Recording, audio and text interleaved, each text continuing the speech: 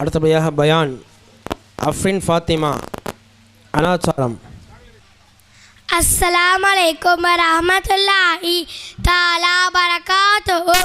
அல்ஹம்துலில்லாஹி ரப்பில் ஆலமீன் வஸ்ஸலாத்து வஸ்ஸலாமு அலா சய்யிதினா முஹம்மதின் வஆலிஹி வஸஹ்பிஹி அஜ்மாயின். அளவற்ற அல்லாஹ்வும் நிகரற்ற அன்புடையமாகிய அல்லாஹ்வின் திருப்பெயரால் ஆரம்பம் செய்கிறேன். இவ்விழாவிற்கு தலைமையேற்று நடத்தி கொண்டிருக்கும் தலைவர் அவர்களே, முன்னிலை வகிக்கின்ற அனைத்து மஹல்லாவின் நிர்வாக பெருமக்களே, ஜமாத்தார்களே, இவ்விழாவிற்கு சிறப்பு விருந்தினராக வருகை தந்த ஆலிம்களே, சமூக சேவையாளர்களே, பெரியோர்களே, இவ்விழாவிற்கு உடலாலும் பொருளாலும் உதவி செய்த செல்வந்தர்களே மற்றும் பெற்றோர்களே, என் உடன் பயிலும் மாணவ மாணவிகளே, அனைவருக்கும் என் இனிய சலாம். அஸ்ஸலாமு அலைக்கும் வரஹ்மத்துல்லாஹி தஆலா பரகாத்துஹு. நான் இந்த விழாவில் பேச போகின்ற தலைப்பு அனாச்சாரம். கண்ணியத்திற்குரிய அல்லாஹ் நல்லடியார்களே, நாம் புனிதமான இஸ்லாமிய மார்க்கத்தில் இருக்கிறோம். மார்க்கம் எதை வழிகாட்டுகிறதோ அதுதான் நன்மையான காரியம். அதற்கு மாற்றமாக எதை செய்தாலும் அதற்கு அனாச்சாரம் என்று சொல்லப்படும். அறியாமை காலத்தில் இருந்த அனைத்து மூட பழக்க வழக்கங்களையும் என் காலுக்கு கீழே புதைத்து விட்டேன் என்று நபி ஸல்லல்லாஹு அலைஹி வஸல்லம் அவர்கள் கூறினார்கள். ஆனால் நபி ஸல்லல்லாஹு அலைஹி வஸல்லம் அவர்கள் புதைத்த அந்த மூட பழக்க வழக்கங்களைத்தான் நாம் தோன்றி எடுத்து இன்றைக்கு செய்து கொண்டிருக்கிறோம்.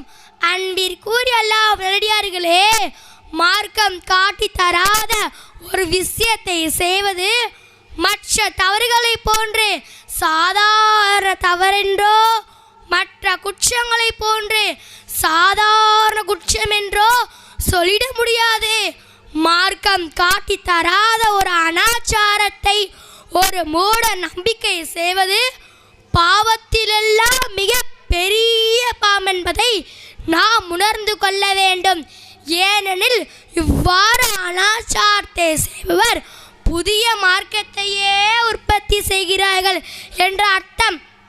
அல்லாஹ் ரசூலோடு இந்த மார்க்கம் முடியவில்லை, நானும் மார்க்கம் சொல்கிறேன் என்று அல்லாஹ் ரசூலோடு போட்டி போடுகிறார்கள் என்ற அர்த்தம்.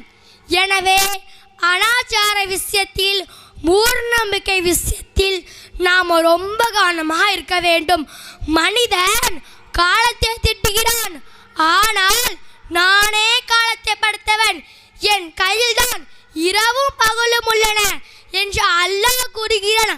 ஆனால் இன்றைக்கு கெட்ட நேரம், கெட்ட நாள், கெட்ட மாதம், கெட்ட சகுனம் என்று எத்தனையோ மூட நம்பிக்கைகள் நம்மிடத்தில் தோன்றிவிட்டன. குர்ஆன் ஹதீஸ் படிக்கின்ற நம் வீடுகளில் இந்த மாதிரியான வார்த்தைகள் நடமாடுகிறது என்பதுதான் வேதனைக்கும் கேவலத்திற்கும் உரிய விஷயமா இருக்கிறது. இன்னைக்கு வீட்டை விட்டு வெளியேறும் போதோ, வீதியில் நடந்து செல்லும் போதோ, பயணங்களில் செல்லும் போதோ, ஏதாவது ஒரு நேரத்தில் ஏதாவது ஒரு தடங்கு வந்துருச்சுன்னா போதும், சே நேரமே சரியில்லைப்பா, இன்னைக்கு யார் மூஞ்சில் முழிச்சேனோ அப்படின்னு சொல்கிறது. பிள்ளைக்கு மாறி மாறி ஏதாவது ஒரு நோய் வந்துக்கிட்டே இருந்தால் போதும், உடனே சே இவன் பிறந்த நேரமே சரியில்லைப்பா அப்படின்னு சொல்கிறது. வீட்டுக்கு மரும வந்த நேரம் பார்த்து ஏதாவது சிக்கல் வந்துச்சுன்னா போதும், இந்த சனியை வந்த நேரத்தான் வீட்டில் ஒவ்வொரு முசீபத்தாக நடக்குது அப்படின்னு சொல்கிறது. தெருவில் போகும்போது பூனை குறுக்க போயிடுச்சுன்னா பூனை குறுக்க போயிடுச்சே, இன்னைக்கு பாற காரியம் உருப்பிட்ட மாதிரி தான் அப்படின்னு சொல்கிறது. நமக்கு பிடிக்காதவன் யாரையாவது பார்த்தோம்னா உடனே இன்னைக்கு வா மூசில் மிஷன்ல இன்னைக்கு பாற காரியம் உருப்பிட்ட மாதிரி தான் அப்படின்னு சொல்கிறது. இதெல்லாம் தான் இன்னைக்கு நம் வாயிலிருந்து வரக்கூடிய வேதவசனங்கள். நம் வாயிலிருந்து குர்ஆன் வசனம் வருதோ இல்லையோ, ஆனால் இந்த மாதிரியான வார்த்தைகள் அடிக்கடி வரும். அன்பிற்குரியவர்களே, இதெல்லாம் எங்க இருந்து வந்துச்சு, யார் சொல்லி கொடுத்தா, இப்படியெல்லாம் சொல்றது சரிதானா? நபி ஸல்லல்லாஹு அலைஹி வஸல்லம் அவர்கள் இப்படிதான் கற்றுக் கொடுத்தாங்களா? சஹாபாக்கள் இப்படிதான் சொல்லிக்கிட்டு இருந்தாங்களா? குர்ஆன்ல இப்படிதான் வந்துச்சா? இதெல்லாம் கொஞ்சம் கூட யோசிக்கிறதும் இல்லை, பார்க்குறதும் இல்லை. ஆமாம், நாம் எப்படி பார்ப்போம்? ஏன்னா நாம தான் முஸ்லீமே இல்லையே. என்னடா இவள் மேடையில் ஏறி எல்லாத்தையும் பார்த்து இப்படி சொல்றாட நினைக்கிறீர்களா?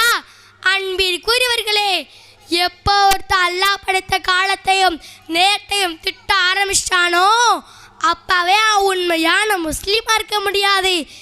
ஏன்னா ஒரு பொருளை சரியில்லைன்னு சொல்லி நம்ம திட்டுனா அந்த திட்டு அந்த பொருளை தயாரிச்சவளுக்கு தான் போய் சேரும்.